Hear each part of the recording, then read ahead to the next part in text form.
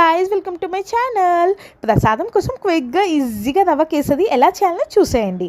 So stove మీద ఒక గిన్నె పెట్టి దాంట్లో 1 టేబుల్ స్పూన్ గీ వేసి కావాల్సిన డ్రై ఫ్రూట్స్ వేసి వేయించుకొని పక్కన పెట్టుకోవాలి. మళ్ళీ అదే గిన్నెలో 1 టేబుల్ స్పూన్ గీ వేసి రవ్వ వేసి కలర్ చేంజ్ అయ్యేంత వరకు వేయించుకోవాలి. సో 1 కప్ ఆఫ్ రవ్వ తీసుకుంటున్నాను కాబట్టి 5 కప్స్ ఆఫ్ వాటర్ యాడ్ చేస్తున్నాను. దాంట్లోని చిటికెడంత కుంకుమ పువ్వు వేసాను. మీరు కావాలనుకుంటే ఫుడ్ కలర్ కూడా యాడ్ చేసుకోవచ్చు. పక్కన పెట్టుకున్న రవ్వని వాటర్ మంచిగా బాయిల్ అయ్యాక దాంట్లో వేసి కలుపుతూనే ఉండాలి, లమ్స్ కట్టకుండా. నెక్స్ట్ రవ్వ కొంచెం ఉడకగానే 1 కప్ ఆఫ్ రవ్వకి 1 కప్ ఆఫ్ షుగర్ యాడ్ చేస్తున్నాను. స్వీట్ ఎక్కువ తినేవాళ్ళు కొంచెం ఎక్కువ కూడా యాడ్ చేసుకోవచ్చు. అంత బాగా కలిపి ఇలా సిల్క్ కలర్లో రావాలన్నమాట. సో ఆ కలర్లో చేంజ్ అవ్వగానే కొద్దిగంత ఇలాచీ పౌడర్ వేసి 1 టేబుల్ స్పూన్ గీ యాడ్ చేశాను. నెక్స్ట్ దింపేసే ముందు పైకి డ్రై ఫ్రూట్స్ వేసుకోవడమే. అంతే, ఎంతో రుచికరమైన మన రవ్వ కేసరి రెడీ.